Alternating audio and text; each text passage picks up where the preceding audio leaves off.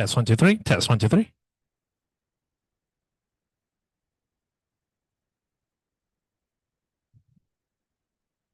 Test one, two, three. Test one, two, three.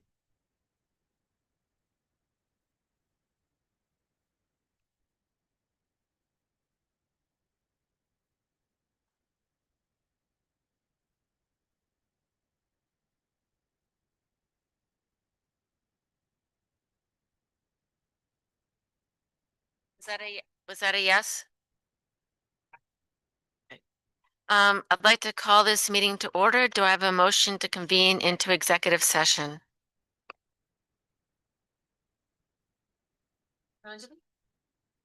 Yes. When are we? We're opening, we're just gonna open it. Okay. Good. Yeah. Motion to convene into executive sessions, approval executives, sorry. Sorry about that, folks. Approval executive sessions of minutes of April 7th, 2026. STA teachers negotiations pursuant to general law 42, 46, 5A2, collective bargaining. Update on ESP, custodian negotiations pursuant to Rhode Island General Laws 42, 46, 5A2, collective bargaining, and potential litigation pursuant to Rhode Island General Laws 42, 46, 5A2.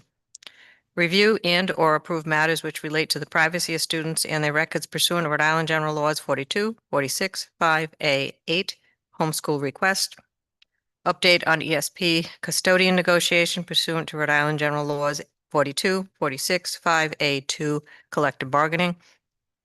Update on collective bargaining of general Teamsters, Local 251, bus monitors pursuant to Rhode Island General Laws 42, 46, 5A2, collective bargaining. DeLuca versus Town of Scituate, PC 2026-02223, Rhode Island Superior Court, litigation pursuant to Rhode Island General Laws 42, 46A2. Agreement with Barton Gilman, potential litigation pursuant to Rhode Island General Laws 42, 46, 5A2. And Rhode Island General Laws 42, 46, 5A1, job performance of an individual. The individual is provided prior written notice that the individual's job performance would be discussed, that the individual could require that discussion be held during the open session. Do I have a second? Second. Any discussion? All in favor?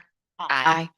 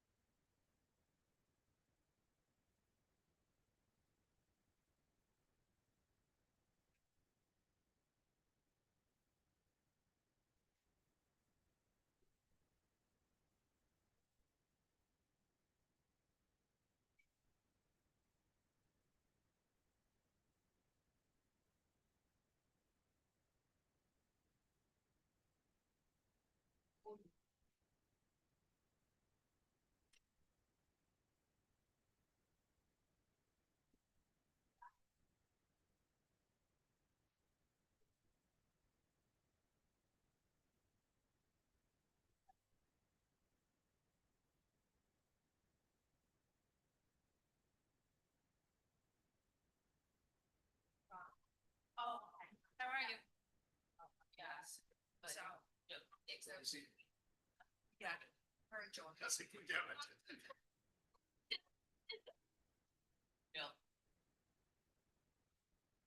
you for checking.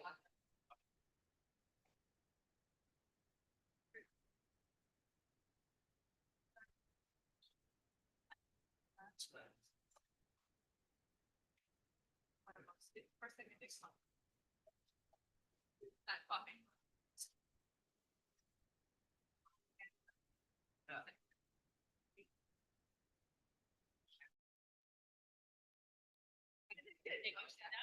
I did not.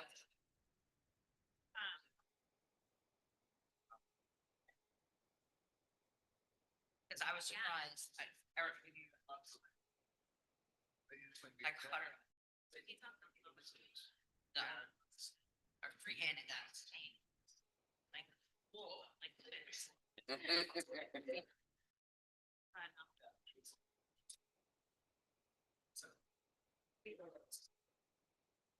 Right, I'd like to call this meeting to order, and the first thing is Pledge of Allegiance. I pledge allegiance to the flag of the United States of America and to the republic for which it stands, one nation under God, indivisible, with liberty and justice for all. I'm going to do that next. But thank you for the reminder. I'd like to report out that votes were taken in executive session. The following votes were taken in executive session.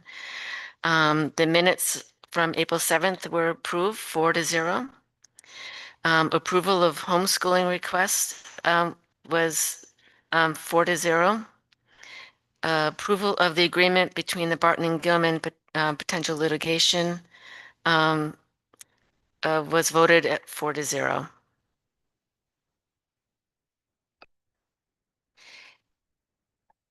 Now, do I have a motion to approve the consent agenda?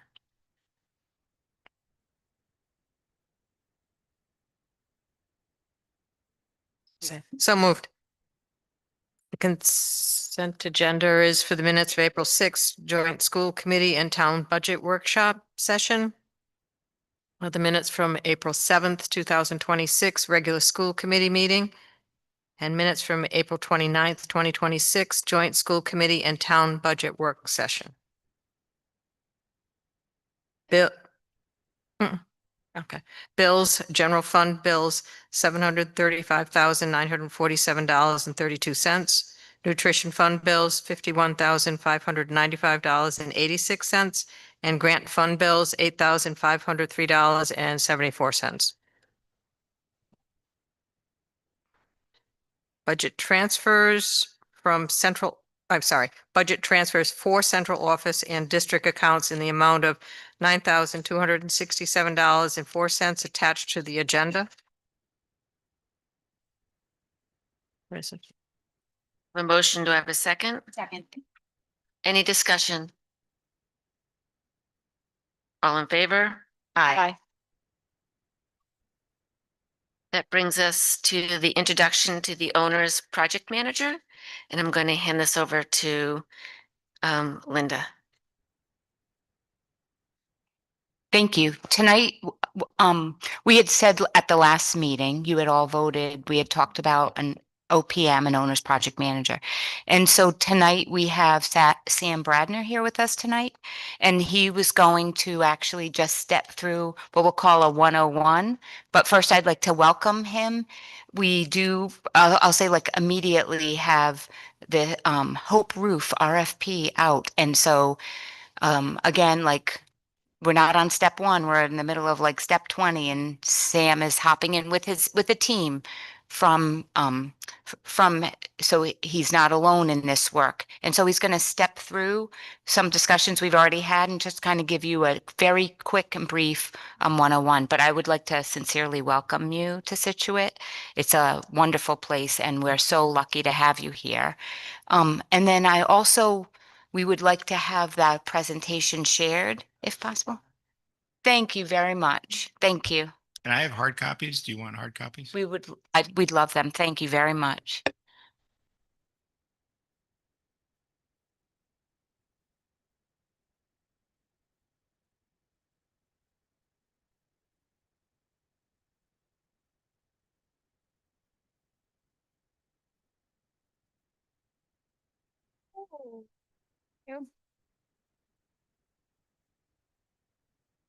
Great.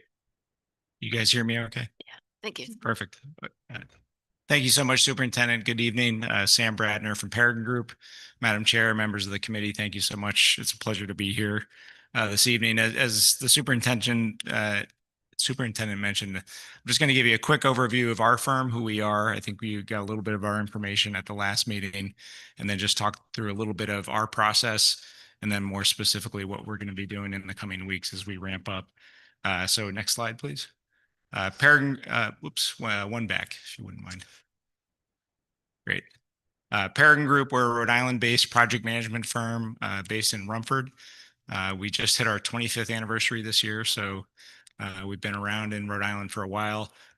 We have plus or minus 15 professionals that work on our team. They come from all different backgrounds, construction, design, finance, and we work on projects throughout the region. We really focus across all asset types. We work on public projects with state entities. We do a lot of K through 12 work, which is why we're here before you this evening. But then we also work in the private sector. We do residential, commercial, hospitality, retail projects as well. Next slide. Specifically on the K through 12 work, we've been working in the Rhode Island market specifically for just over 10 years, working for public school districts, private independent schools, and even charter schools throughout the state. I would say the majority of that work, though, is similar to working with this community with a public school district. And you can see by that list there, we've worked kind of east to west, north to south. I was on Block Island this morning for a meeting that we had last night, and I'm up here this evening. So we do kind of span the whole state. And our goal is really to be working with district leadership teams. Typically, that involves the superintendent, the directors of finance, the directors of facilities, and then expanding that out to school building committees and school committees as needed to make sure that everybody understands where we are in our specific process, whether that's a specific project like the Hope Roof or maybe a longer planning process like we're going to get into with the stage 1 and the stage 2 work here. And those projects span really all different project sizes. We worked on East Providence High School, which is still the biggest new high school project that's been put up in the state in the last 25 years. But we also do major renovations, additions, and a lot of capital improvement work like what you're looking at here in the Scituate School District. So big, small, in between, all these projects are important to ensure that communities, school district, teaching and learning can all happen in warm, safe, and dry environments, and also kind of an excel into 21st century learning spaces that we know all districts are striving for. Next slide, please. And our role and responsibility, and this may be familiar to some folks, our role is really to be kind of the quarterback of your process. So early on, we really want to understand communication protocol, ensure that we are communicating up and down across the project team. So that includes the ownership group, as well as the project team, the design team members, the contractor when they're in the room, and ensure a seamless process so that ownership is always aware, but not having to run the day-to-day activities involved in any project or any process. That involves overall project team management, as well as really managing budget, schedule, and ensuring that those tools and that information is understood by the ownership team, understood when things are going well, understood when we have hiccups and hurdles in the road, and how do we resolve those issues. And then we're also working with the project team to navigate all the different approval processes that happen during a project process. So that could be the RIDE approval process to allow projects to happen. It could be working with Department of Environmental Management, Department of Transportation, and then local building officials, local fire officials, to ensure that when projects are actually implemented, they are in alignment with expectations at the local level as well. Next slide. What you can see here, and this is from some work that we're doing in North Kingstown, but these are some of the typical tools that you'll see either if you're on the school building committee or if information gets reported up to this body on a recurring basis. But reports that come out on a monthly basis to ensure that the school building committee is aware of the activities that have been happening on a day-to-day basis during that month span that typically is between the building committee meetings. Looking at schedules, looking at budgets, ensuring that we are on track, or if we're not, do we have ways to resolve that? So again, these aren't specific to Scituate, but a familiar format and mechanics that we would be using to support a project and a process here in Scituate. Next slide. And then just a quick snapshot on kind of where we are. So we officially started on May 1, and we've been trying to ramp up as quickly as we can. It's a lot of information that we're trying to catch up to. I think as the superintendent said, you guys are halfway through this roof design and approval process. You've already gone out to bid. So we're not going to try to question all the decisions that were made, but we want to get in alignment and get up to speed with the work you've done with your architect to understand where you are in the bidding process. Bids are due tomorrow. So we've already been working with the leadership team to set up a review session, hopefully by the end of this week, so that we can be in front of the school building committee next week and ideally make a recommendation for award. That will be very much contingent upon how many bids we get. Do we feel like they were satisfactorily met the requirements of the bid process? And then can we kind of make that endorsement along with the architect who's really been kind of leading this process with you guys? Once we jump into that process, then it'll be a little bit more of a typical cadence once they're ready to mobilize, get on property, ideally right after, the first day after school, the students and teachers leave. And then how do we manage that schedule? How do we stay on point with their budget, with their payment process to ensure that they're getting paid throughout the term? And then can they meet the obligations in the RFP for the delivery to ensure that when teachers and students come back at the end of the summer, that at least all the work that involves directly over the roof has been met. And if there's any additional work, how does that get navigated if and when school's back in session? We're also going to try to wrap our head around the concessions stand and press box project. That one we know a little bit less about because there hasn't been a more kind of formal design, bid and procurement process. But our job is to jump in and try to help and figure out how to navigate that the best way we can, while putting some guardrails around process to ensure that it's code compliant, that it meets local requirements, that any other requirements that you have to comply with can kind of all come together and ensure success for that project as well. We know that's been something that's been going on for a while. So again, our role is to jump in and hopefully support all the hard work that's been done to date. And then finally, the stage 1 and stage 2 process. You have been through these before, I believe. I don't know if this committee has, but that's how you are doing projects on a recurring basis right now. Typically, those stage 1 or the stage 2 is a 5-year approval window. So I don't know exactly when your last one was approved, but I know you have a new round of needs and wants for these buildings.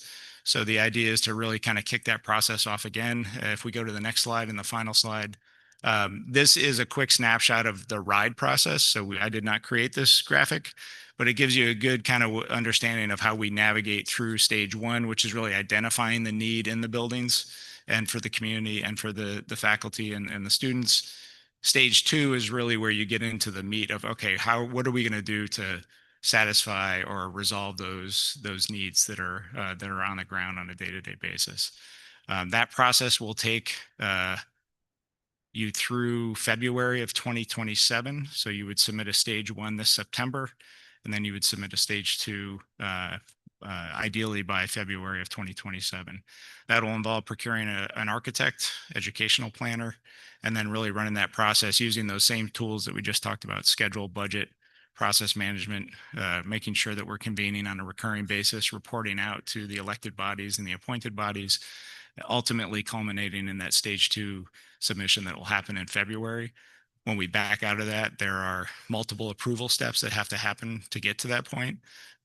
School building committee approval of the stage 2, school committee approval of the stage 2, town council approval of the stage 2.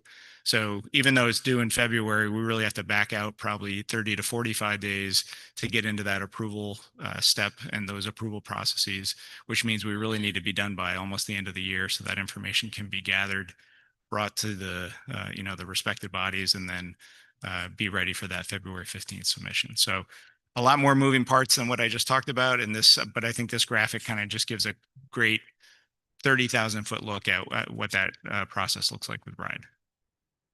So that is the end of my discussion or presentation. I'm happy to answer any questions, or I look forward to working with all of you. Yes, I have a quick question for you, Sam. certainly. First of all, thank you for this. I wasn't expecting it. It was great. And also just to be clear, the stage 1, stage 2 is just the capital improvement that we're just talking about capital in the capital budget, Yeah. just in case anyone didn't know that. Who is your primary point of contact? Is it the superintendent? Is the building committee chair? Is it the architect? Who's your primary point of contact for the Scituate School Department? Yeah, I would say typically it's the superintendent. But we will spend a lot of time with your business manager, finance director, and your facilities director. That those are really kind of, I'd say, the core group that we would work with. It's a little bit different in each district, so there's certainly no hard line on how that works, but they're usually the folks that have all the information that we need to execute on your behalf. And then we're running the architect. Well, you don't lose communication with the architect, but we're there to kind of be that transition between all the work the architect's doing and interpretation and understanding by the leadership team at the district. Perfect. And we find that works the best when we're meeting on a regular basis, usually weekly, when we're in the height of these activities, to ensure that there's transparency back and forth, and making sure that we're all accountable on the deliverables that are part of this process. Thank you. I'm excited to have you. Thanks. I just have a quick question, just kind of I did a quick Google search of you guys, got a nice photograph there. Thanks. Here, but so is there? He's younger than so. My eyesight's not that good, so you look great. Is there obviously you're not a project manager, you're sorry, I get into the weeds. managing partner. I don't Yeah. mean it, that's it. Is there one person that's kind of assigned to our school? Is it your firm that like just briefly how that works? So we always have our rule is always there's a principal in charge of every project. So we're definitely around. You don't get rid of me, Okay. but I will have a senior project manager that's going to be running the roofing project. Yep. So he'll be running kind of the blocking and tackling the day to day. You'll be able to meet him soon. Linda, we had a call with him yesterday for that introduction, and then I'm going to have a different senior project manager that's actually going to be driving the stage 1, stage 2 process. So we'll have 2 different folks running that, because sometimes that needs a little bit of a different nuance to the guy. And that's kind of coordinated through you or your firm. Okay. Yeah. We're But the buck stops with me. So okay, good. if you're not happy, call me. If you're happy, I got the number right now. whatever you need. He was right under the founding partner, so he's pretty important. No. Welcome. Thank you. I again want to thank Sam, and I will say, Sam is very deep in the work here, and we don't lose contact with Sam on at a very detailed level. But So want to or not. Yeah, like it or not, but I like it. And we are very, very lucky to have this level of expertise with us, and it's exciting time for us. And I'm excited for the building committee. I think the building committee will And I think enjoy this too. you touched on it, but I think we need to recognize too that you're kind of like Rob and Linda did when they showed up a few months ago. You're stepping into the mud, right? Like we've started a bunch of stuff. So you're kind of trying to catch up and and this isn't probably, maybe you could have, should have done things differently, but we have to move forward, right? And that's kind of perfect. Yep. Thank you. Yes. Great. Look forward to working with you. Thank you so much. I want to point out that on the agenda, the superintendent's report was erroneously omitted. I'll take ownership in that because it's my eyes that look at this last before it goes out. But the superintendent's report is in the packet for everyone to read. It's in the packet for the community to read. And it's it's a long read, so sit down when you're ready to read it. But if you have any questions, certainly reach out to superintendent with any questions or any school committee member.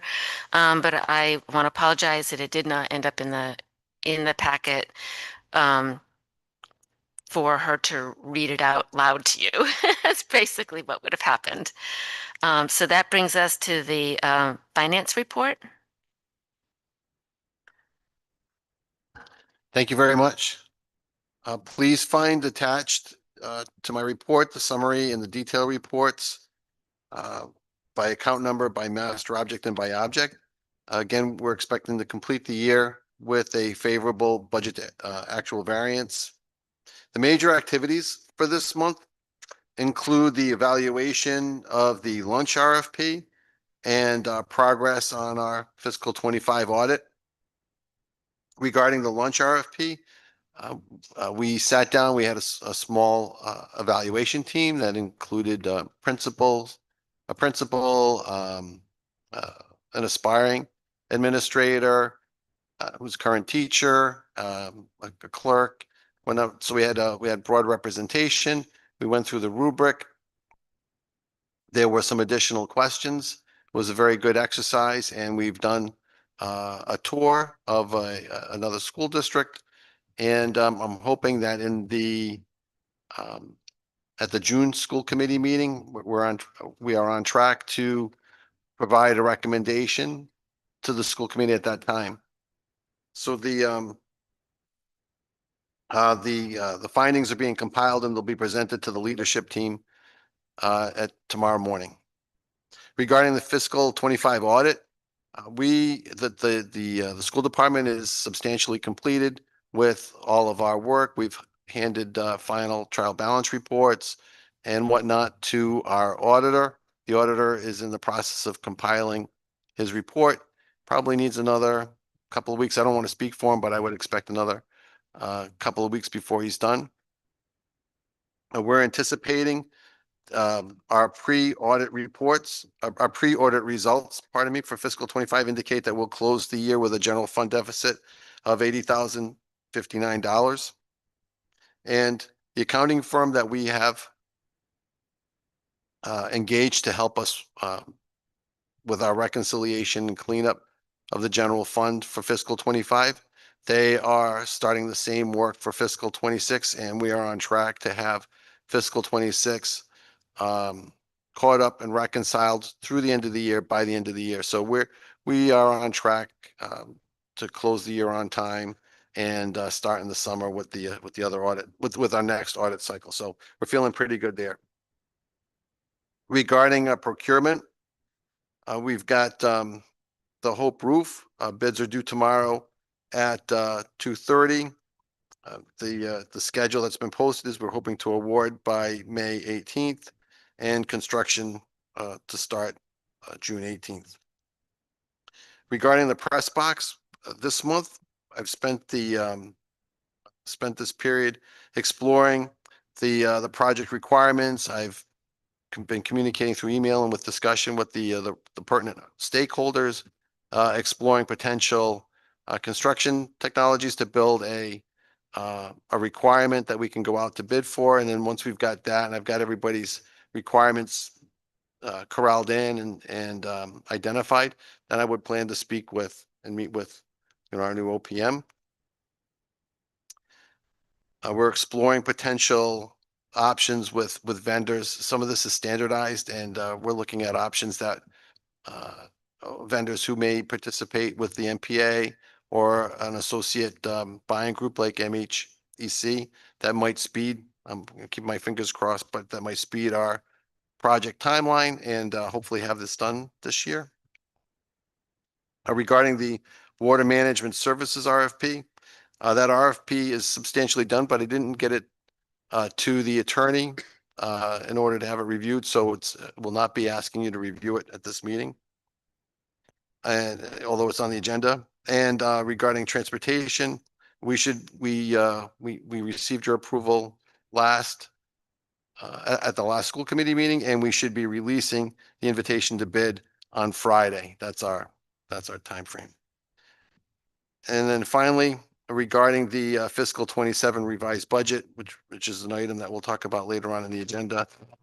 We've attached a couple of reports describing the revised fiscal 27 budget that we'll be presenting to you later. That takes into account the $308,000 reduction in state aid.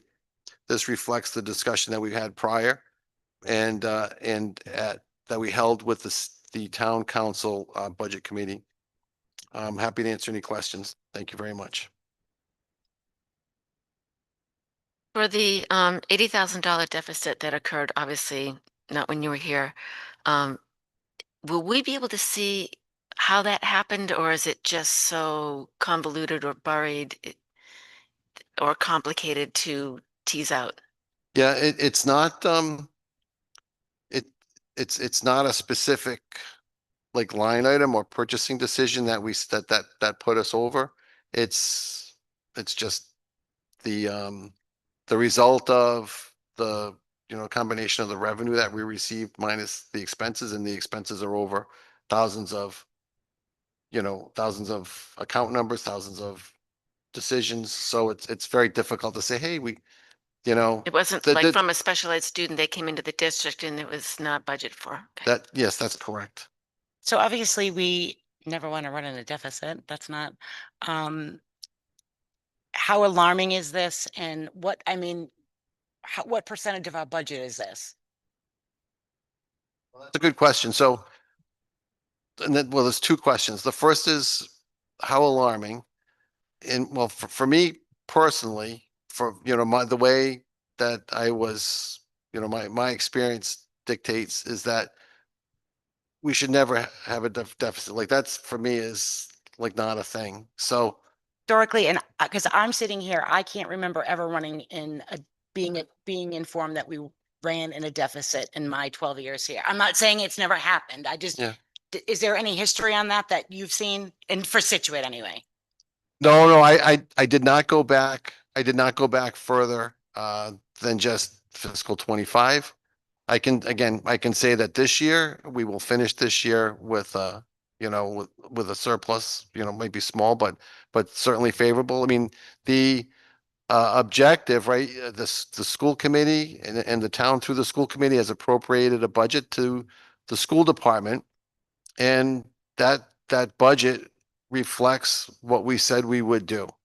So if we end the year with a significant surplus, that means we didn't do something, right? So this is right. This is not a business. It's a school department.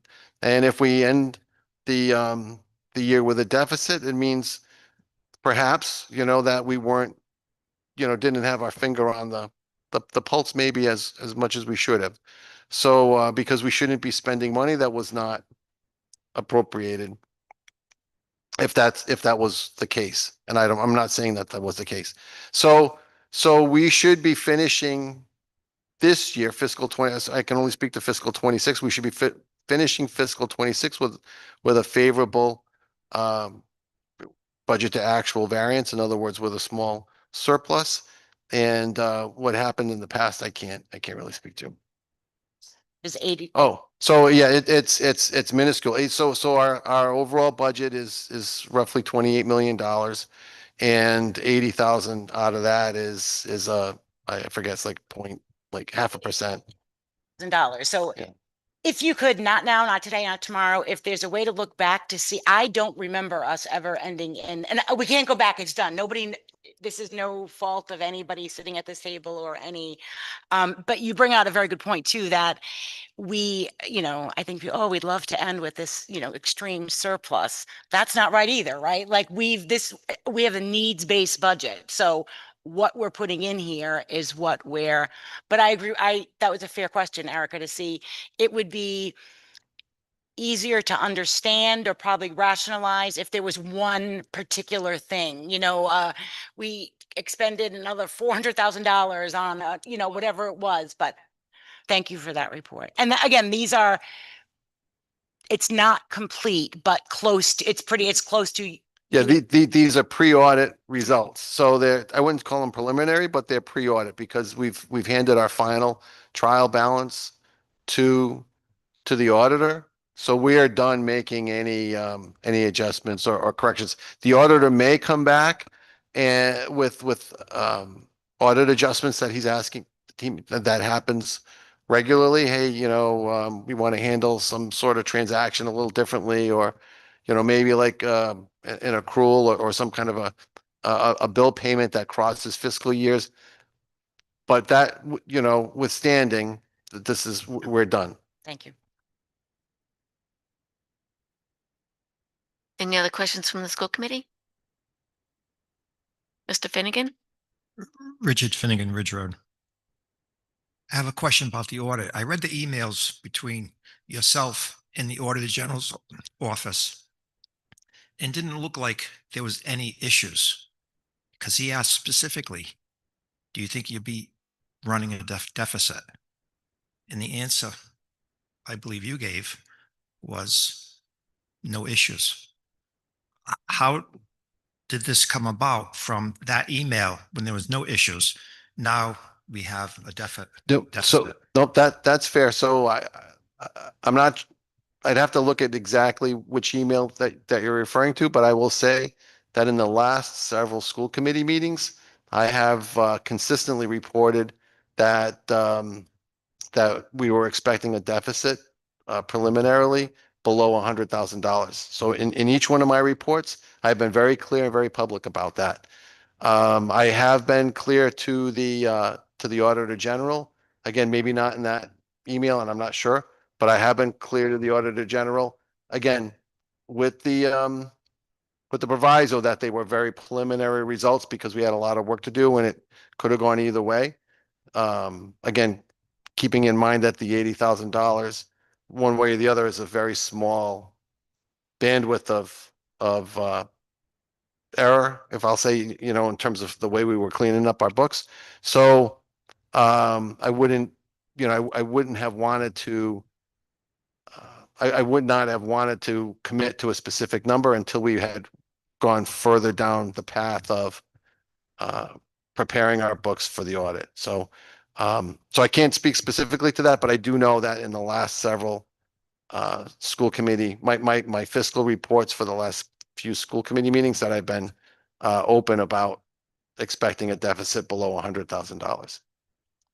And you have, and I was confused with those during those meetings, because I read your email to the Auditor General. So I'm just letting you know. No, I appreciate that. Another question, the transfer, you're transferring money. What is that money for? No, that's a very good question. I appreciate you asking that.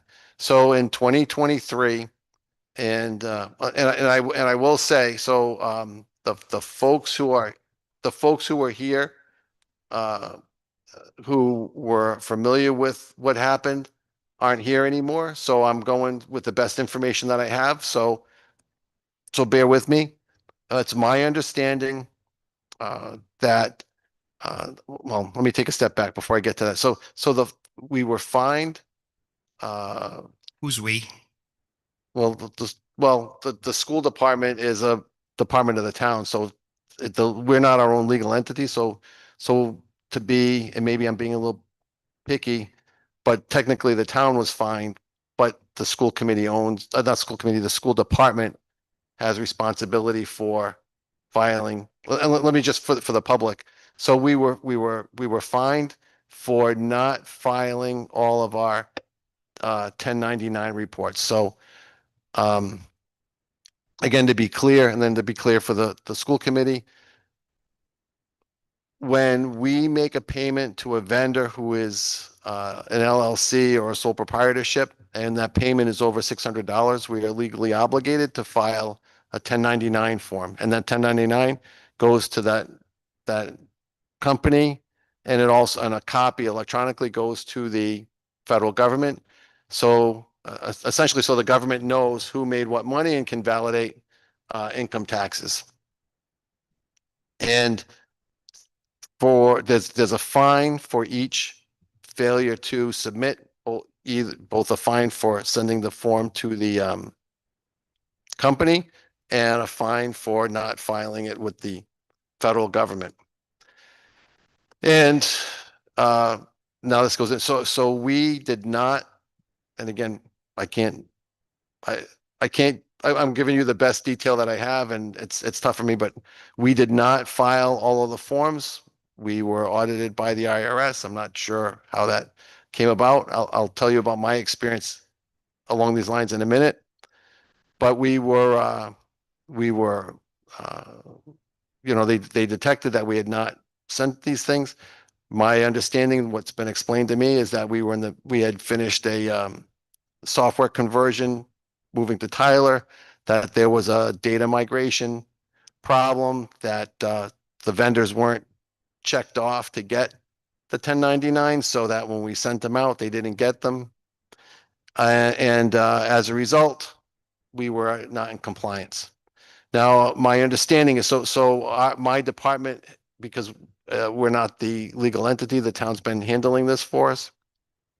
And my understanding is that they are planning to appeal the decision. So we need to make the payment. It comes out of our budget. We need to make the payment, and a point of note, that's why we've requested the transfer of funds, because the funds weren't appropriated, and I'm not allowed to pay an expense unless I've got funds appropriated. So we've asked for that transfer.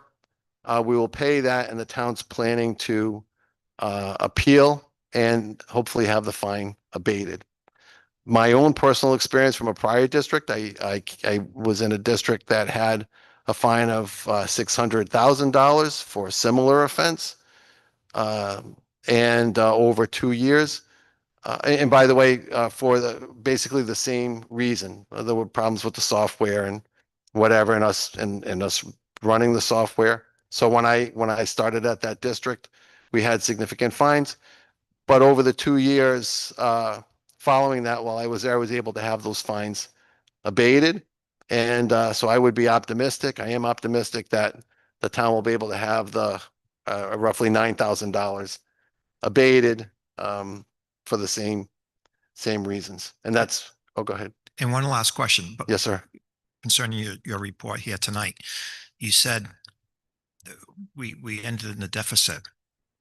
So this year, we have two superintendents, one on leave that we're paying, and one who is working and we're paying. Yes, sir. Is that going to leave us into a deficit situation? No, sir. So Thank you. just and I'll answer. So we, two things. I mean, just to be clear, we have for the community, we have a superintendent and an assistant superintendent. So there's no duplication right now, even though there's been responsibility, the way the responsibilities are being held. But we have been managing our budget appropriately and correctly, so that by the end of the year, and we will end with a favorable a favorable budget to actual variance. In other words, a small surplus. I think if I can add to that, I think it's a fair question, right? Like thinking, oh my gosh, we have acting assistant superintendent Savastano is wearing multiple hats. And she right here, and she makes this call. Obviously, it's public record. We've hired her as our official superintendent, and that day starts on July 1. You'd never know. She's an acting administrator. So that is what has actually saved this district. Because yes, that would be, and quite honestly, it's public record, both Rob and Linda came in and Rob is an interim finance director at this point in time, soon to change as of July 1. Both of them came in at reduced salaries. We're lucky they're here. So any fiscal savings that we have because of this process is really on the backs of you two. So thank you.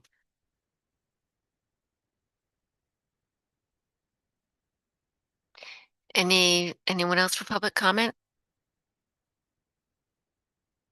Seeing none, we'll move on to I'm sorry, that was a finance report. This is public comment next. I stand correct. Next is public comment. Almost skipped right over it. Anyone for public comment? Okay. Almost. Sorry. Jenna Rutherford, Bungay Road. I may have missed something. Are we hiring an assistant superintendent? No, you didn't miss anything because that has not been discussed or decided since Linda Savastano is going to be is our new superintendent starting July 1st. It'll be up to Linda to decide how she wants her central office organizational chart to look. And I don't want to speak out of turn, but I believe that that organizational chart is still being developed. Jenna, was this present fiscal year, this is what we're working through right now. And I think that's what Mr. Finnegan was asking about. Would there be duplications in salaries? I know it just kind of triggered. Yep. Like I was just wondering. I do think there's a lot of duplications in salaries across the district. I know of a few teachers that have been out for most of the year and they're being paid in full. So I think there might be, I guess that's more of a contract negotiation point. But before Ozzy, when was the last assistant superintendent? Can answer that. But again, I've said this, I've apologized to both Rob and Linda at certain times. I'll jump in because sometimes these quick, tricky questions are asked and they weren't here for this. So, we had a model when I first came here 12 years ago. I won't go back that far. Well, I'm going back that far. We had a superintendent, an assistant superintendent, and a consulting superintendent. Within a short period of time, we eliminated the consulting superintendent. We did not have a business office manager. Our superintendent at the time, many moons ago, really acted as the business manager for the town of Scituate and had done so for a number of years. Shortly thereafter, when he retired, we hired a superintendent and an assistant superintendent. Fast forward onto a new superintendent, at which time the assistant superintendent, I'm going to go with, don't hold me to this, maybe 7 or 8 years ago, the assistant superintendent position was eliminated. And what was brought in was a business office manager. The superintendent is where historically our superintendent focused strictly on the dollars. Times are changed. It's a different century now. Our superintendent had a very firm grasp on curriculum, on all things managing in the district, but they're not as smart as they are. Most superintendents, it's not a fiscal game, right? Like you need to understand, but that deep dive of where a business office manager was brought on, that ran for the last several years up until I want to say about a year ago. During COVID, we had we used COVID monies to hire a curriculum director. We were able to keep that position in our budget following when the COVID money stopped. And I believe a year and a half ago, the curriculum director, against my vote, was turned into the role assistant superintendent. They said they didn't want any more money. They didn't want anything. It was a title change. I think there was some false information that went back and forth at that meeting. So we did have up until this current school year, we did have a superintendent and an assistant superintendent. But that person's sole role was pretty much director of curriculum, at which time I think in this recent school year, we had the assistant superintendent go out on leave. And then our superintendent went out on leave following that. I hope I've made this as concise as possible. Fast forward to present day, where we brought Linda in as our acting as a superintendent to fill that role. So that's where we are now. And again, as much as she's taken ownership of this district and done her official, when I can call her Superintendent Savastano, she's been making me practice. She said that because she's so formal. No, she doesn't. I'm teasing. It's her district as of I say that in the best way possible, July 1, right? She's the CEO of the district on July 1, and at which point in time, I think she'll be making a recommendation to the school committee as to what her central office needs to look like. And we didn't replace Ozzy, right? So this no curriculum direct. Okay. The I work, just wanted to make sure I had all my pieces. the work of the Okay. curriculum, you can probably jump in on that, Linda, but as far as I can tell, and I have been, Linda, you can't do everything. You can't do everything you need to. I think, Linda, what I'm seeing is working with some of our existing leadership and enhancing the skill set that they have to make it through what this year looks like. Obviously, Linda has a tremendous amount of curriculum experience, but she's one person. So, but I think what I've noticed about Linda, you're not going to get mad at me because I'm not saying acting assistant superintendent and bowing at the same time, is growing her leaders around her and really helping people be the best that they can be. So I'll be very honest. At first, I was like, oh my God, what are we going to do? She's one person. We can't get two. I've personally had to take a pause. There's a couple things. And I'm like, why don't we do this? What? And we need to let her get into her position, allow her to evaluate as she is every day working with our leadership team. And then she needs to let us know what she thinks would be best for the district to move forward. I'm not questioning. I just wanted to know like who's still in play because there's been so much movement. Yep. Yeah. I couldn't even remember who was still employed anymore. Yeah, no, and it's a fair question, but the So- truth is, the goal, the role of the school committee, the only person, I mean, we may approve some this here, this and that here. Our job as a school committee is to hire a superintendent. It's a superintendent's job to hire everyone around her. So again, why we've had interim positions and things of that nature is because it's really it's up to the superintendent who should be around them. So now that we have that in place effective July 1, I think that's when we're going to see. And it's kind of been a blessing in a sense because it's given, obviously, I told you could talk and then I just keep talking. It's given, she did. She's gonna try and shut mine off. I'm gonna watch her. It's just given her an opportunity to really get an understanding of what the district needs and the assets that we already have. How'd I do? Okay. Thank you. Say from a budgetary perspective, we there's a line for superintendent in the budget and there's a line for assistant superintendent in the budget. So, and I understand the previous question too. It's a fair question. So my name, if you're doing position control, is sitting on you had an assistant superintendent who left, went to another district. We no longer pay someone right when they leave. And so my position, I'm filling in on the assistant superintendent, hence the title acting assistant superintendent. And then knowing that as of July 1, there was an opening for superintendent. And when you posted, I applied for that. But technically, in terms of like central office, there's not a duplication of a payment of a line in the budget for those positions.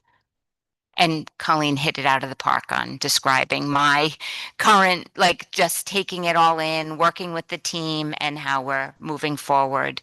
And I will continue to update on that and try to be as transparent as possible, but I welcome the questions. Thank you.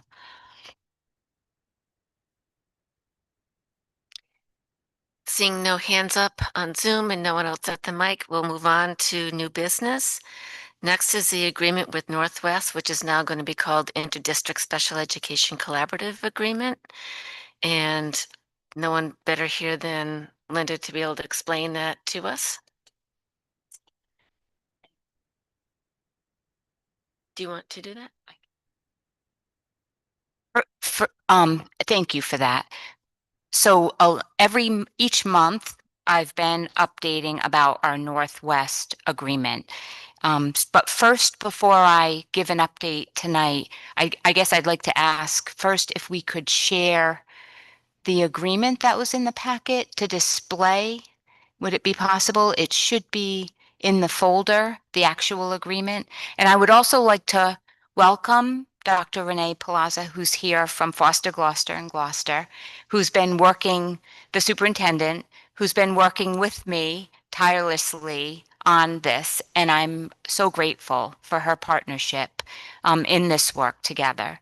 And then I also want to share, Brad is, I know Brad is a regular with us, but he's also been working tirelessly on this in this conversation. Tonight, I'm going to just give a tiny little bit, just a little background of how we got here or how I've gotten to this point. And maybe there's previous work before that. I'm not giving it all justice, but I'll say from my perspective, and I think I've updated along the way, basically like each month, if not more, we were meeting along to address and take a look at what was working in the agreement and what could be worked on in a better way. And what I've shared here is an agreement, a tentative agreement, and what we're going to ask you to do tonight is vote on this, but also I know that the chair will share more specific, of course, but we'll want to vote on this, but also have one more review from our legal team, and then one more review by me, and understand as well that this agreement will have to cycle through the other school committees as well. So it has a little bit more to step through on its journey, but I wanted to give an overview, and I'm going to try to do it justice. And I don't think in terms of the conversation about the review, about the agreement, that it's so far from what we've been seeing. If we could scroll down on this. First, of course, we call out our purpose on it, which this is an agreement between Scituate, Foster Gloucester, and Gloucester to share our services and to support some of our most vulnerable students, and to have some level of shared services. But I'm going to call out the nuances on this as we work through this. So if we scroll down to the governance structure, there are the two districts essentially taking this in terms of, and I understand I just talked about 3 different LEAs. I'll call them local education agency. So there's the 3 LEAs, but 2 of us are taking this in terms of a fiscal and like where's your desk going?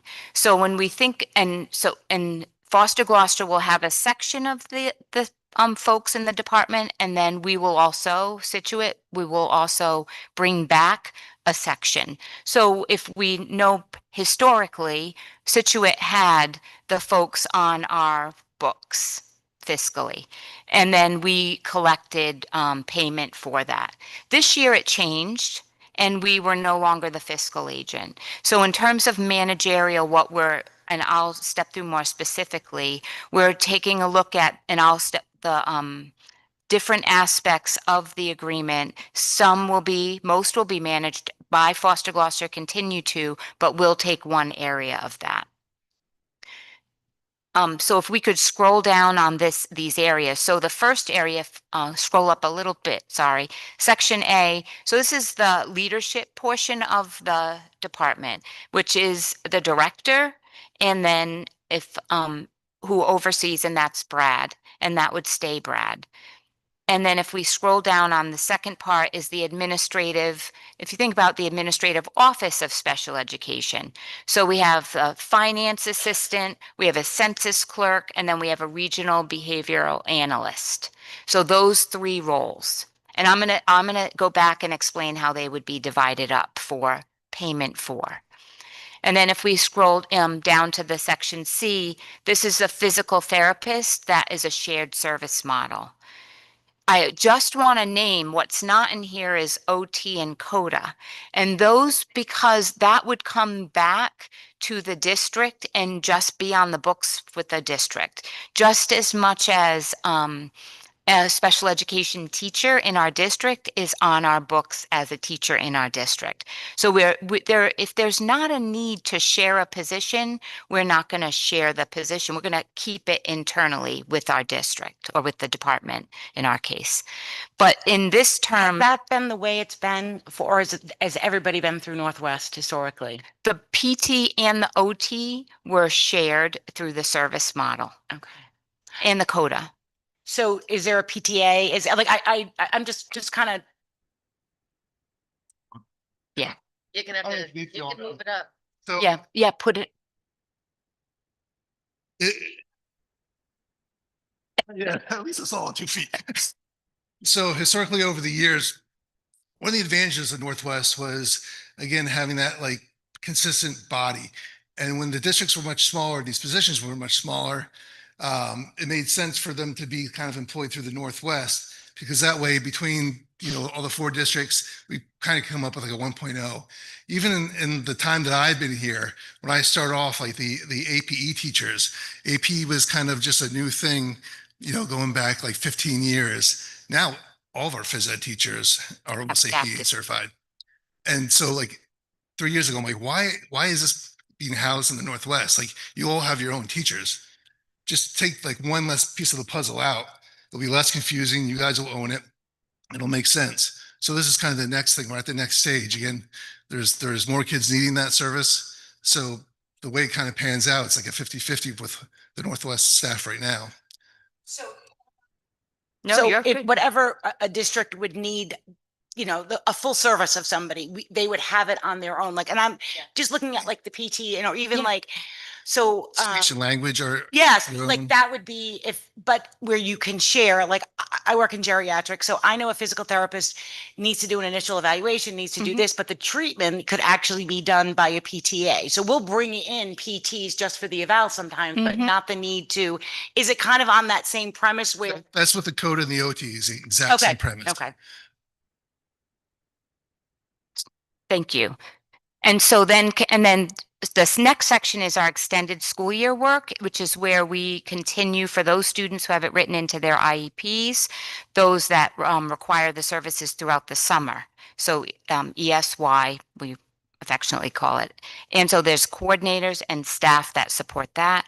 And then the final section is the early childhood outreach program. So this is really screening and coordination of early childhood services required for school departments to do. This support involves child outreach coordinator, early childhood clerk, and then the actual screeners who do the work. So when we're talking about all the pieces that I had just shared, Foster Gloucester will remain the fiscal agent for all of those, except for this early childhood piece that will come back to Scituate. And so we feel at the time this makes sense for us to pull back locally. Again, this is really the partnership between Scituate and Gloucester's part of it, because Foster Gloucester does not have the support, does not have the early childhood piece, because Foster Gloucester is supporting secondary students. So it made sense for us to pull this back in for us to house. So those are the buckets. Now someone could say, how are you dividing this out? How are you taking, so if we have a 1.0, and maybe if we just talk about Brad for a second, Brad's a 1.0, but how are we sharing that amongst, what's the divide? It's not 1/3, 1/3, 1/3, is it? Like, that doesn't seem to make sense because your population is not all the same. So essentially, we're using what's a hybrid model based on enrollment of students, but depending upon the category that we're talking about. Yeah. Say enrollment of students, are you talking about total population, or are you talking about children that require special education services? Yeah. So we're talking about both. So sometimes we're going to talk about enrollment of the entire school department. And sometimes we're going to talk about just those who have IEPs. And so if we think about these categories, when we're talking about the leadership, when we're talking about administration, and when we're talking about this ESY, we're going to be thinking about the total enrollment of the department. And that's how the mathematical formula will work. Because Brad, for example, as the leadership, does not only work just with those students who have IEPs, but sometimes those who are being referred. So we don't know if little Linda, we're going to refer her, but he's part of that process. So it makes sense in terms of this model for him to be divided out based on our total enrollment. When we're talking about more specific services like a PT, so when we're talking about the buckets that are specifically attached to students who have IEPs, then the model would be to take Scituate's number of IEPs, Foster Gloucester's number of IEPs, Gloucester's number of IEPs, and divide that and use that as the total population. So if we scroll down on the agreement, that is what this part, and we actually have what's called an annual service plan linked, like a big spreadsheet that calculates this for us once we have the official number. And the official number of what is the enrollment, because maybe our enrollment today in Scituate was a little different from yesterday. One student moved in. Well, our snapshot date is going to be the March snapshot date, for much the same it is for the state. We have an official date for our state aid that we know that we have the cleanest data we're ever going to have on that date. So we all thought that that's the most powerful date. And so that's the snapshot date that we will use to determine, and everything moving forward for the planning for the school year, the next school year will be based on that March date. This just divides out the responsibilities of each district, and then also calls out what areas that we're responsible for. So Foster Gloucester is responsible for all of the buckets that I had gone through, and then this calls out Scituate being responsible, in this case, for Section 4, Part E, which is that the early childhood. And then if we scroll down on the agreement, it just next calls out, it links to that annual service plan, which is that calculator, if you will, and then allows us to have continued conversation for expanding services in the future. So we're not limiting any future growth. It is for a single year. So we're really just stepping through, still asking for grace as we figure things out together and test this. Year is really just, I think I'd love to see something more than a year, like moving forward, right? Like Yes. just so the stability, continuity, doing the whole thing, but all parties involved really feel as though you need kind of this. It sounds like obviously there's very much a willingness for everyone to collaborate together and make it work, smarter, not harder, as efficiently as possible. But Yes. you really need this 1 year before you can define anything. What was the Northwest contract? I can't remember. Did we do that every? Was it? Yeah, and it's one thing I'll say, and I know a lot of change in a short period of time with all of this. Unfortunately, one of the things that I found in Scituate, and probably in a lot of small districts, is something has been, so we just keep it the way it is. Right. And we knew John Magda from Northwest for 150 years. And I think it was Denise that was the assistant, and nothing, I'm saying nothing bad about it. Right. But when was that the last time that document was looked at and reviewed? And I know there was that 1 year of change for the fiscal agent piece, but other than that, this is current practices that you're looking at. Yes. Collaborating with to get the best services for our kids possible. Correct. Thank you for that. No, I know it's change, and change is, where's my friend?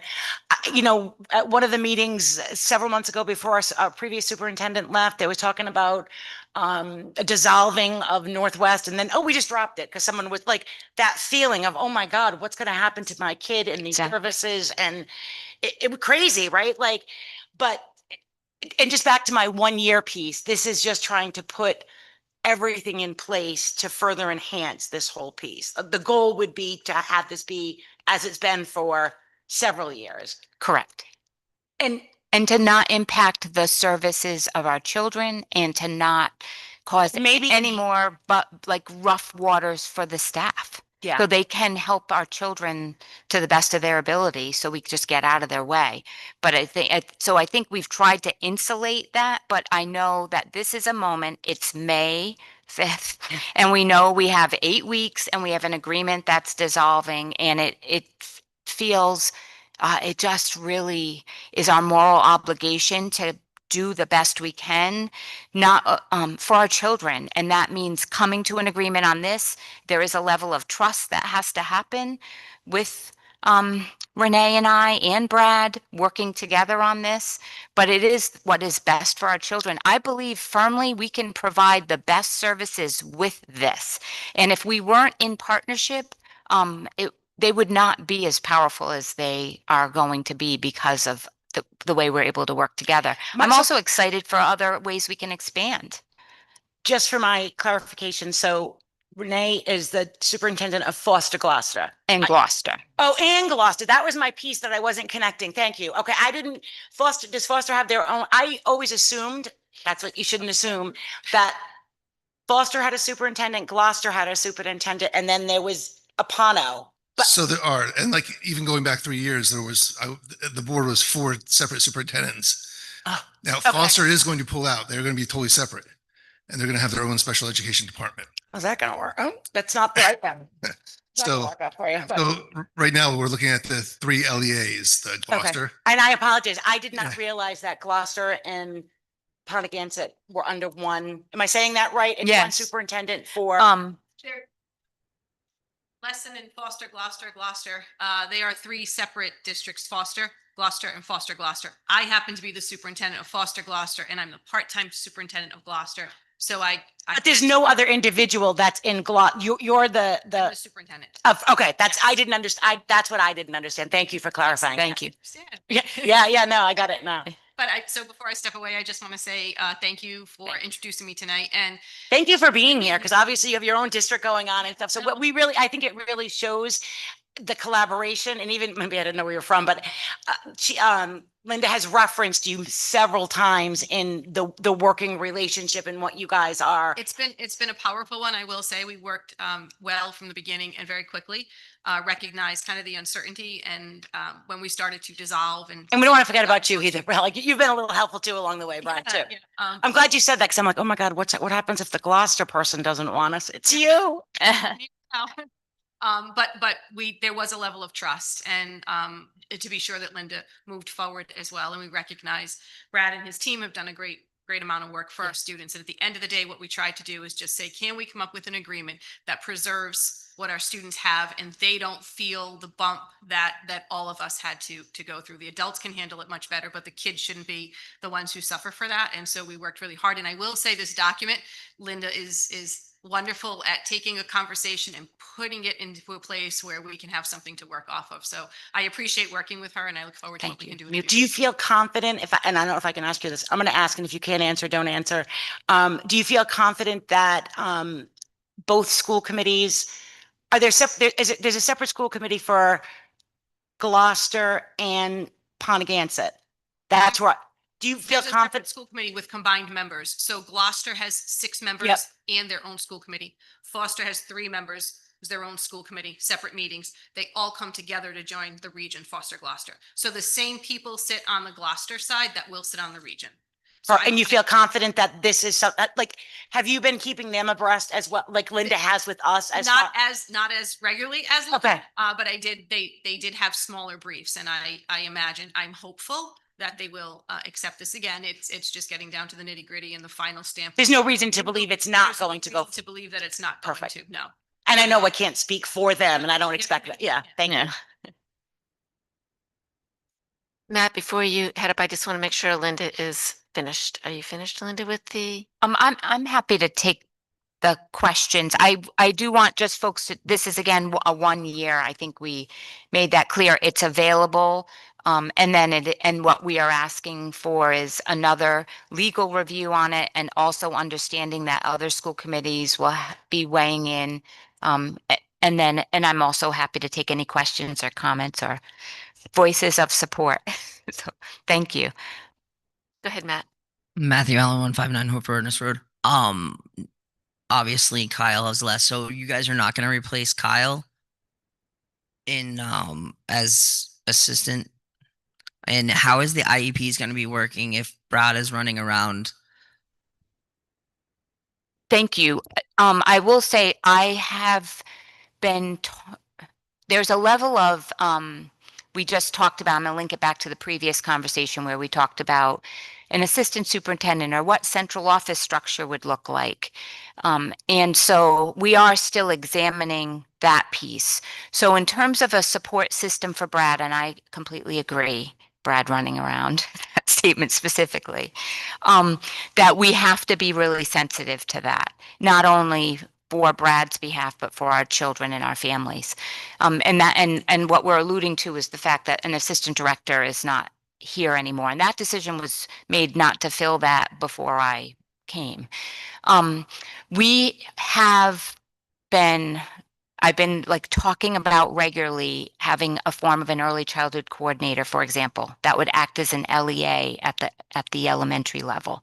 So it would be a form of a leadership role that, and that's how I'm used to having this. I had coordinators at each level, elementary, middle, and high school, that served in a form of an assistant director, if you will, and they were point people at each level.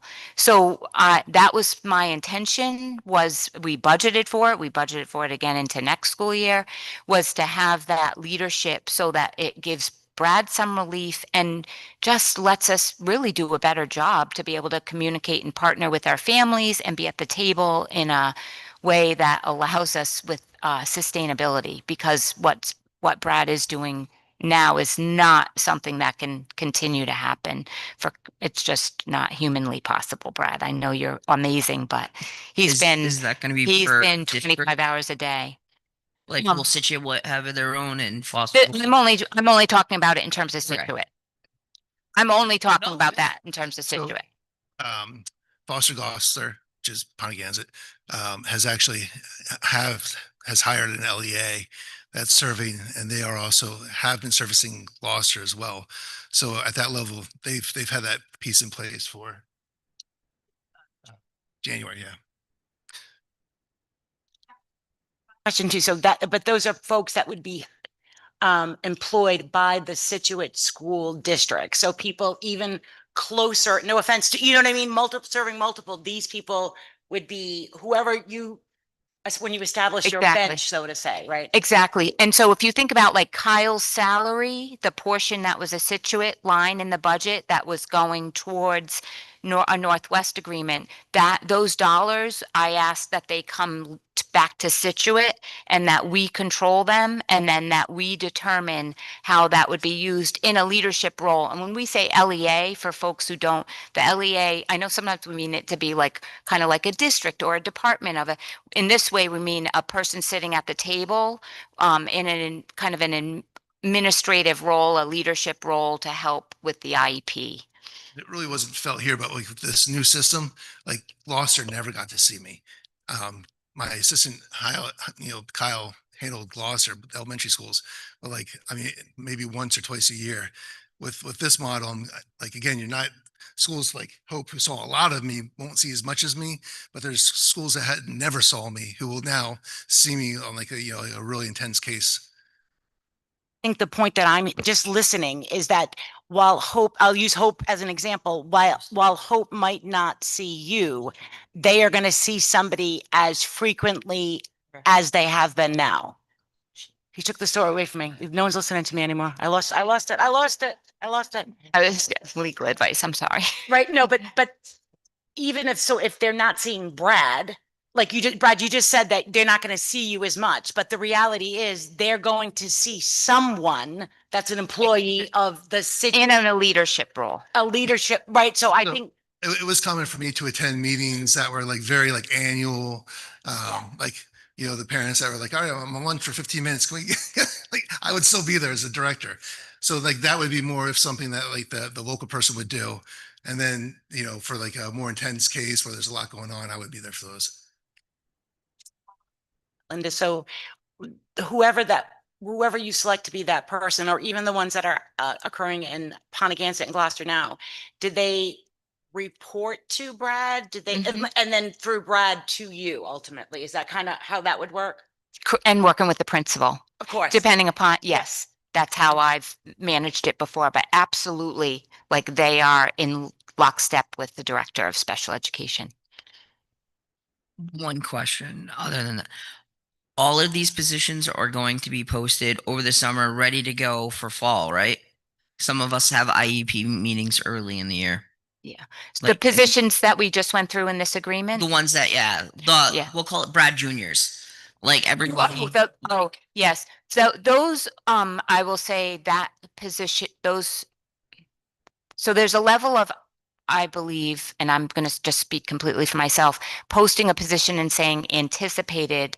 I think that's a good way to go, especially when you don't have an adopted budget yet, right? From approved, like through the level of all the way to the end with the town.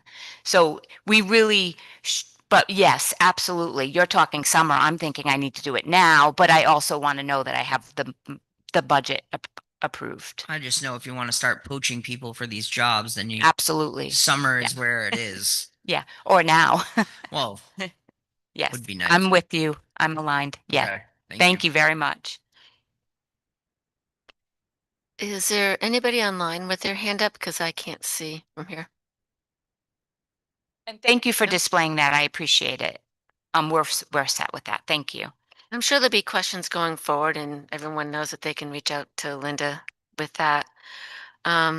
So with no more questions, do I have a motion to approve the interdistrict special education collaborative agreement subject to final legal review and final approval from the superintendent? So moved. Second. And for discussion, I just want to make clear that this contract has gone many rounds with our legal, and it's just a matter of maybe a final tweaking, one last peek at it. And with this motion, the school committee is giving the superintendent approval to, if there's any change to this contract, we're giving the superintendent approval to go ahead with that contract. So I just, without having to come back to us again for another meeting and another approval. All in favor? Aye. Aye.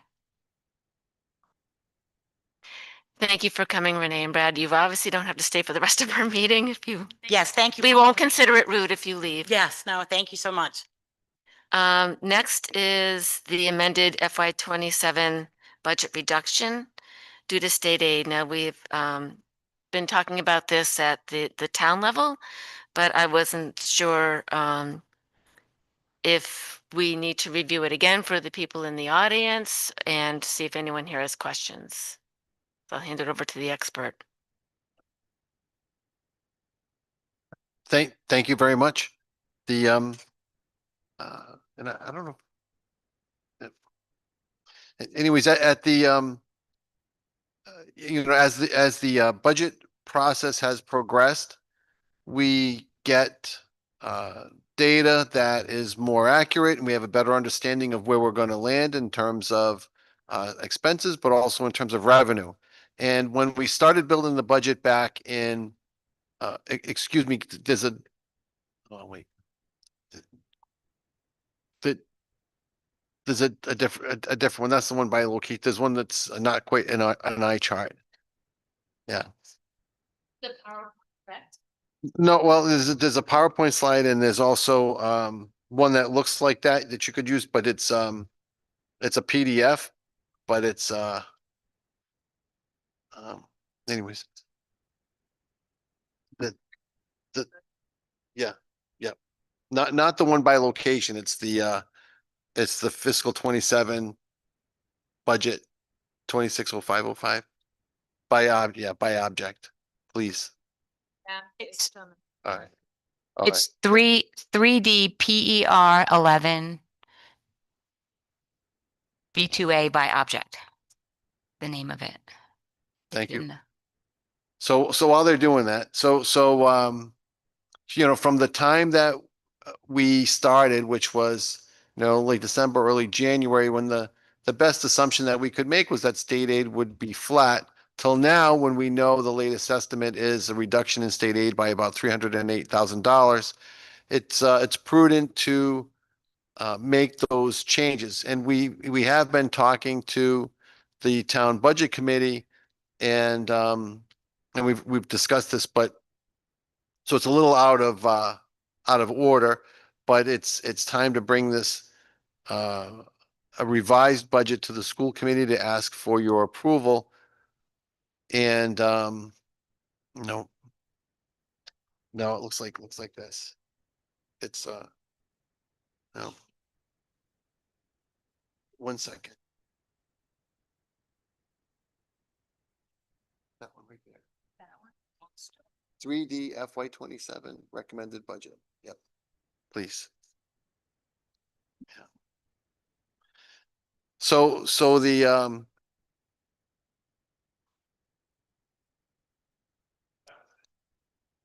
right. So no. So no, it's all good. I apologize for the technical difficulty.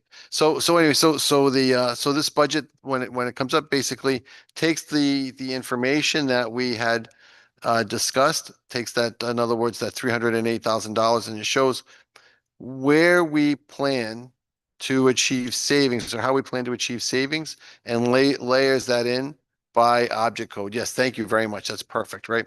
So at the top, we see under our revenue, we are now, if we look at the third column from the right, the change from the original projection, we can see that the state aid is expected to come in $308,000 less than we had originally projected back, months ago.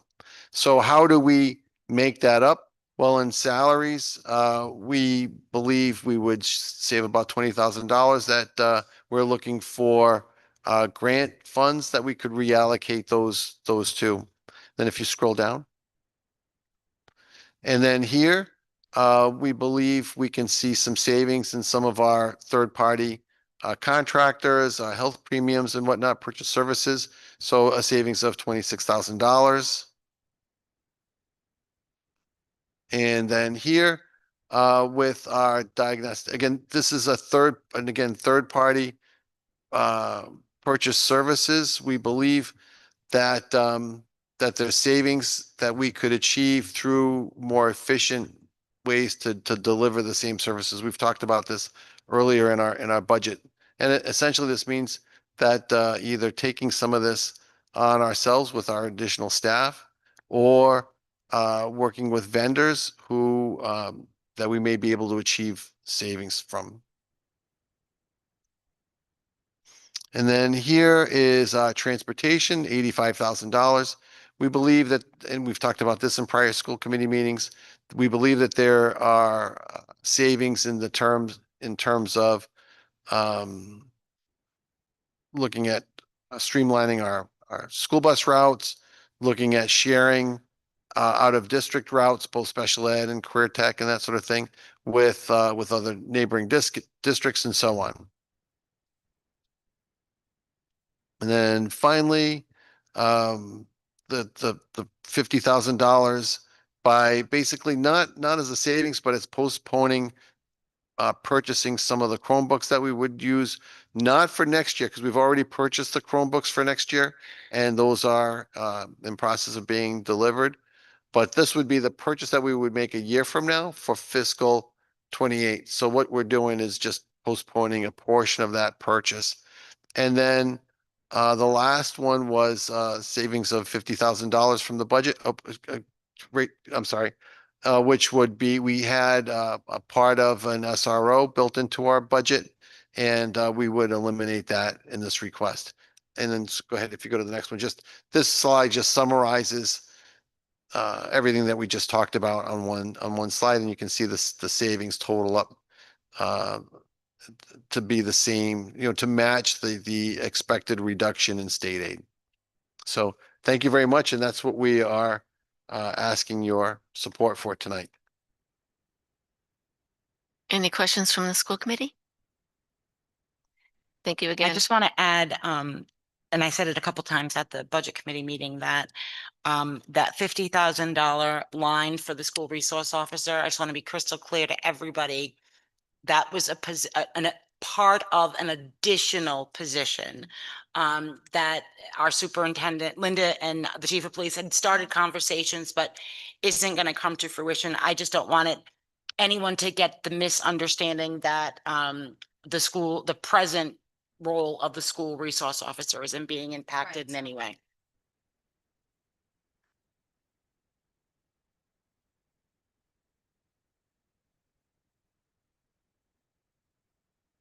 Richard Finnegan, Ridge Road. If the state comes back and says, we're going to give you a 400,000 reduction, are there any other savings that you can make in the current budget? You mean if they want to take 700,000 away from us altogether? No, 100,000 more.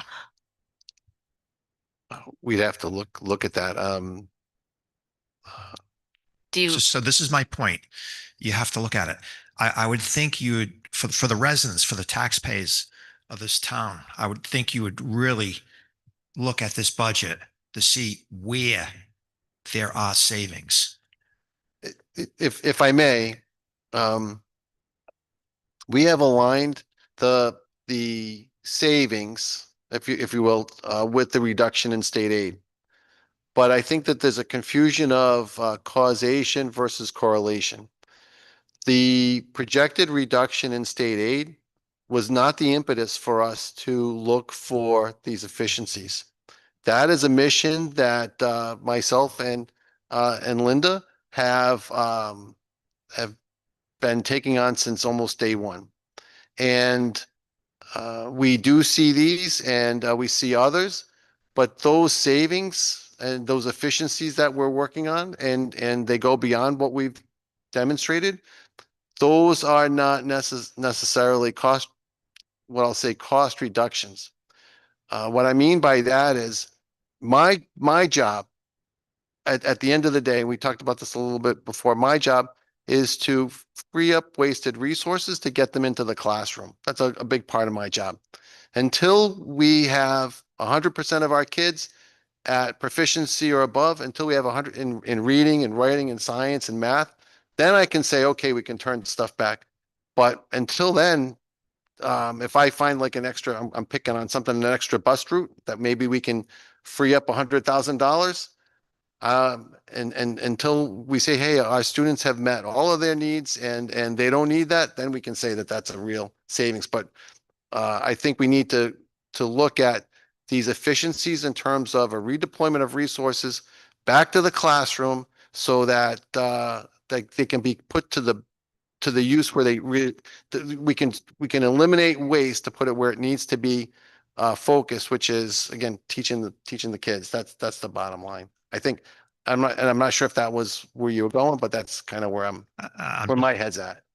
I'm just asking, just look at all the waste, not just certain We- waste. you and I are in violent agreement, I would say, Mr. Thank you. Finnegan. Yep, right on.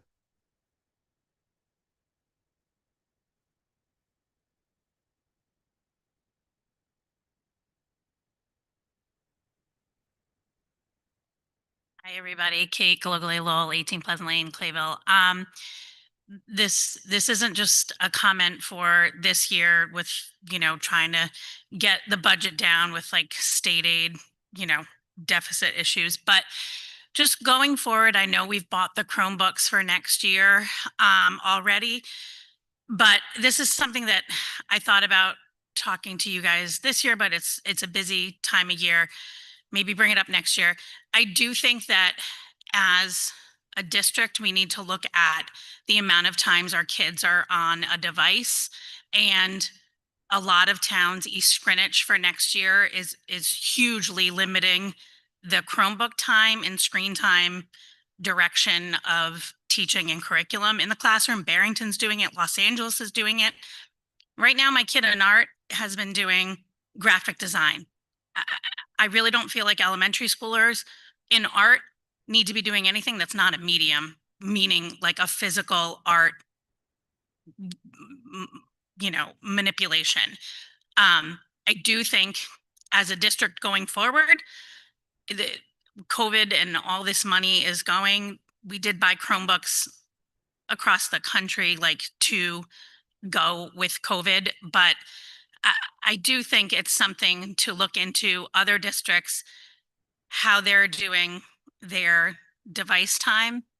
And just going forward, like not every kid needs to have a Chromebook. Of course, high school does, elementary school doesn't.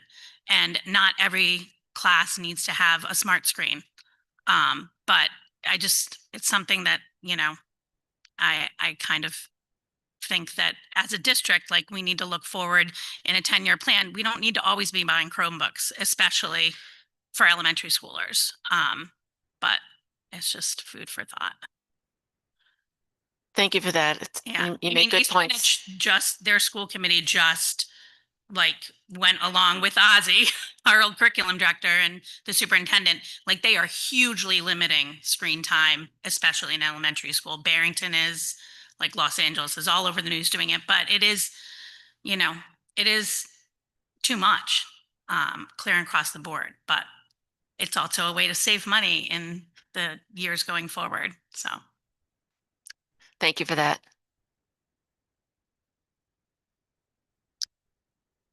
Seeing no one else for comments, do I have a motion to approve the amended fiscal year 27 budget reduction? So moved. Do I have a second? Any more discussion? All in favor? Aye. Aye. Next is the approval of the Scituate School department calendar, and I believe this is just moving one of the primary date from a Tuesday to a Wednesday. Yes, to follow with the state's change of the primary date, which also then moves our professional development date. Correct. Exactly. Do I have a second? All in favor? Aye. Do I have a motion to approve the Director of Administration and Finance contract approval? I would like to make a motion to approve the Director of Administration and Finance contract. Second. Any discussion? Very excited to have Rob join us on official as of what, July 1? July 1. Welcome aboard. No turning back now. All in favor? Aye. Do I have a motion to approve the high school HOSA Indianapolis trip? This is a annual trip that they go on. They have won several decorations and awards, and I think we're familiar with the work that they have done. So moved. Do I have a second? Second. Any discussion? All in favor? Aye. Do I have a motion to appoint Michael Smith to the building committee?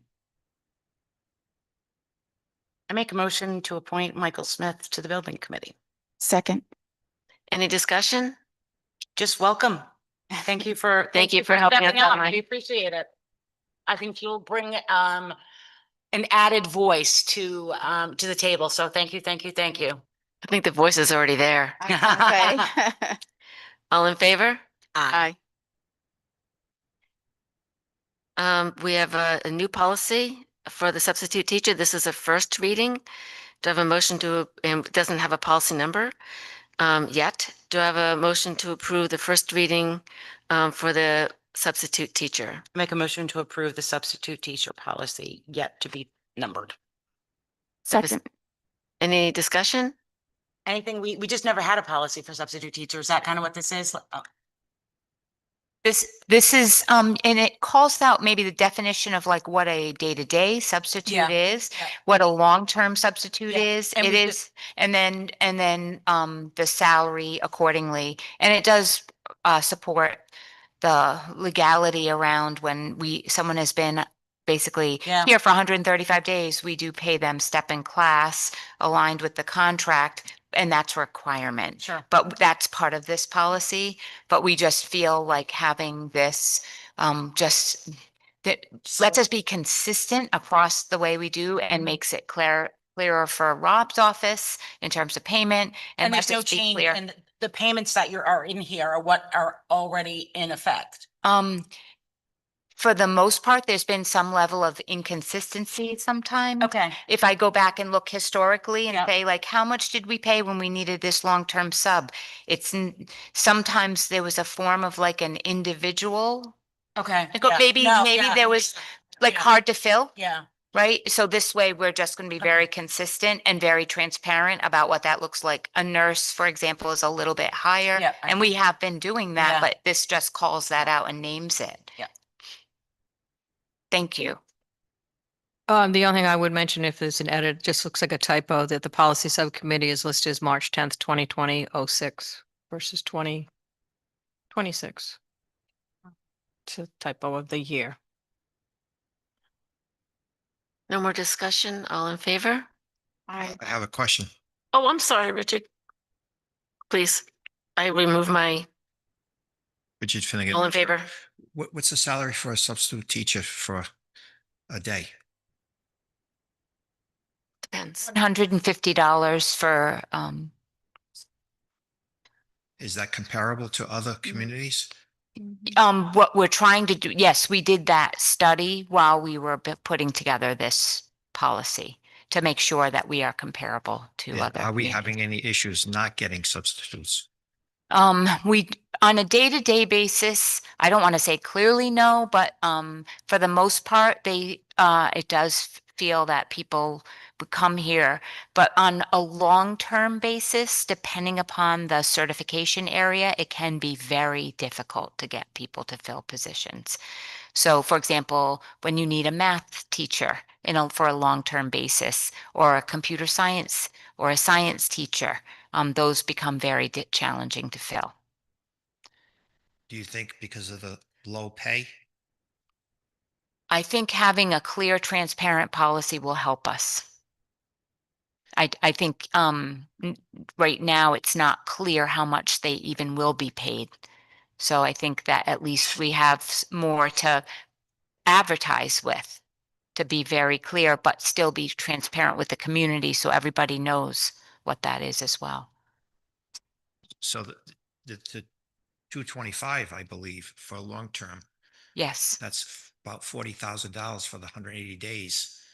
Is that sufficient for a substitute teacher? As somebody who's going to teach the children of this community? It's comparable to what other districts offer. So we are having folks fill that. And remember, when they hit 135 days, it turns into like what it would be in the contract for step in class. So if you think of a teacher's contract, it would go to that contract at 136. I just want to be clear. It would be their salary, or just the step, No, the salary. the salary. Thank you. Yeah. Thank you. Thank you very much. If no more discussion, all in favor? Aye. Do I have a motion to approve the first reading of admissions for non-resident students, and we can have a discussion once we open this up.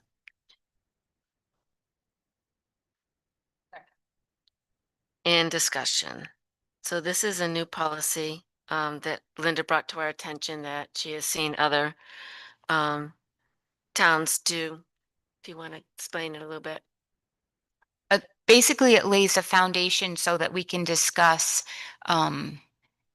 collecting, kind of functioning where we can collect a tuition for students who would be in grades K through 8 if a parent and the child wanted to come to Scituate, but they do not live in Scituate.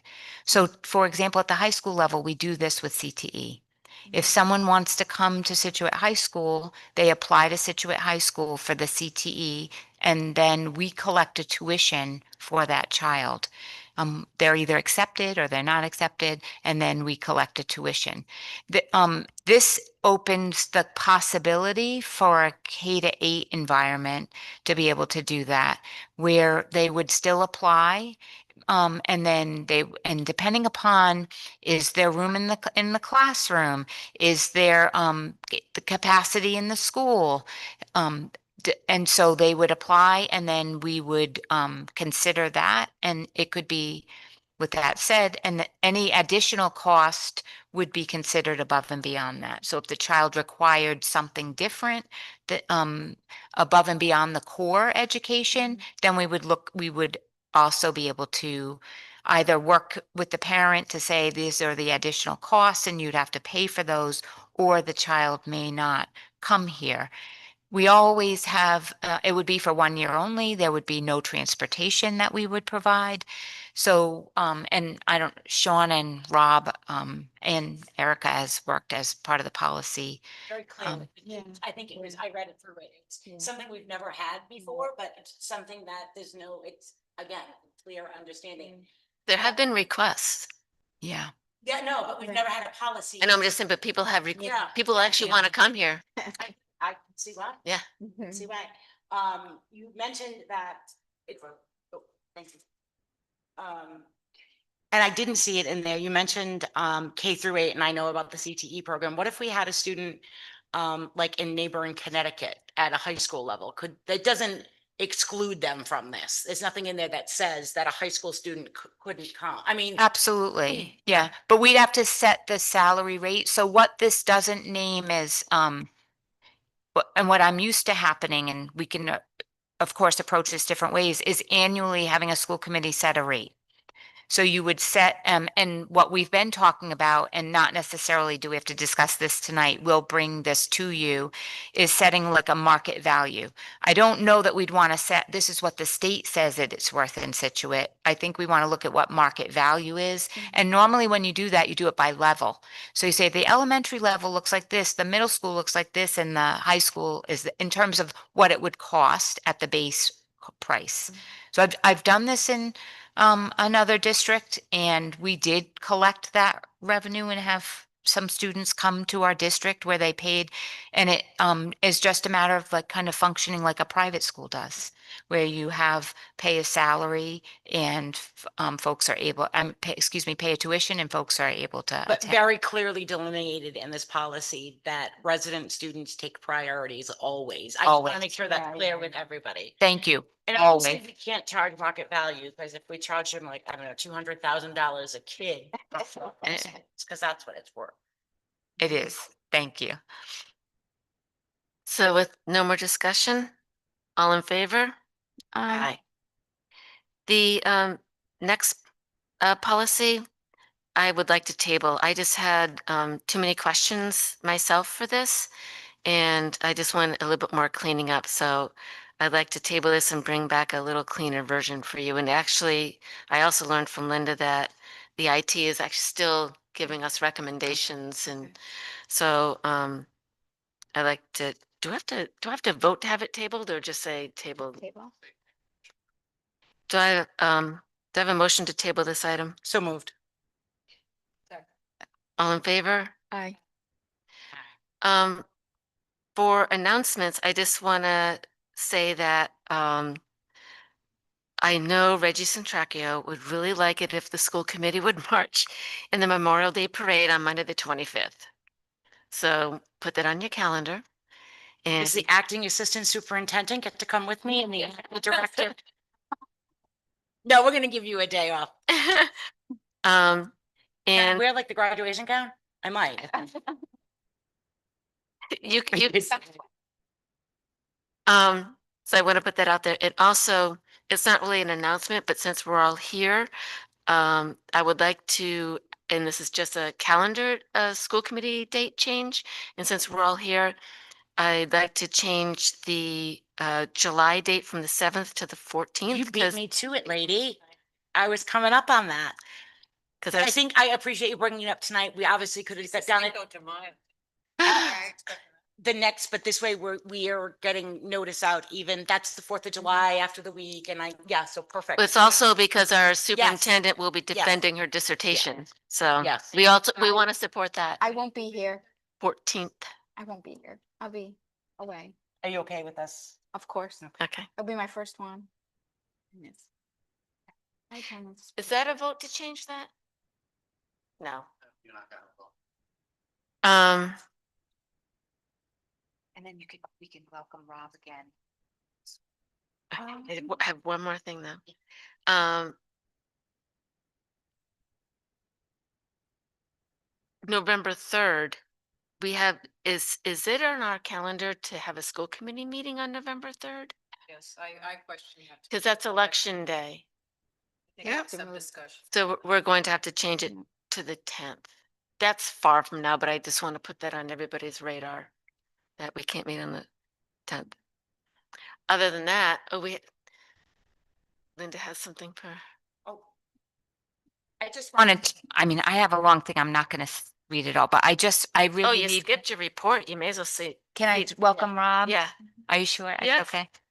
All right, bear with me. Because I feel like I would just like to, it's really important to memorialize this. And I just want to say how proud we are to appoint Rob Baxter as our Director of Administration and Finance. So over the past, like really, thank you. So over the past, in the recent months, his role as interim, so he's provided exceptional leadership during a particularly challenging and uncertain time for the schools. Through his steady presence, he has helped to stabilize operations, strengthen financial systems, and build confidence across our schools, our community, and our municipal partners. In a very short time, he has already made meaningful impact. He's approved accounting and budget procedures, strengthened financial transparency, building a strong working partnership with town leadership. He's also begun advancing innovative efforts to collaborate with neighboring districts to identify efficiencies, particularly in the areas of transportation, ensuring that resources are used strategically to support our students in our classrooms. He brings more than a decade of progressive leadership experience in school finance and operations, served as the business administrator for Dighton Rehoboth Regional School District, executive director of finance and operations, controller, budget and analyst in Warwick Public Schools, where he led key functions including budgeting, payroll, accounting, financial systems, and implementation. And throughout his career, he's demonstrated a strong ability to streamline processes, restore compliance, and build highly effective business office teams. Rob holds a Master's of Business Administration and Finance from Bryant, a Bachelor of Science in Electrical Engineering from URI, and he's bringing both an analytical rigor and strategic perspective to his work. I know I've told everybody that when hired you as interim, but I just feel like it's so important that folks do realize like all you bring to the table. In addition to district leadership, he's contributed to education services on boards like the Green School and St. Kevin's Elementary School Board, which just reflects his commitment to strong governance, sound financial stewardship, and student success.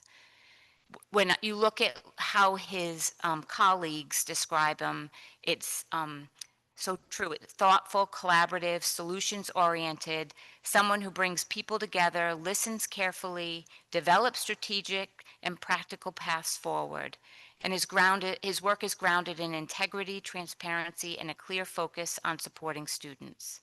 I'm confident, I know we all are confident in his leadership, and we know that under this leadership, the district will continue to move forward with stability, clarity, and strong financial foundation that will support us for years to come. And I just want to congratulate you on this well-deserved evening and appointment. Thank you. And just welcome. Thank you. I don't think I mentioned it in public. I think it was an executive session that I think it's important to note too that Rob and Linda have never worked together before. I just asked a few meetings ago, just because of the synergy and the way you work so well together, a tribute to both of you. So you've done a lot in a very short period of time, and we're excited to have you both. Welcome, Rob. That is the truth. And we should welcome Leslie.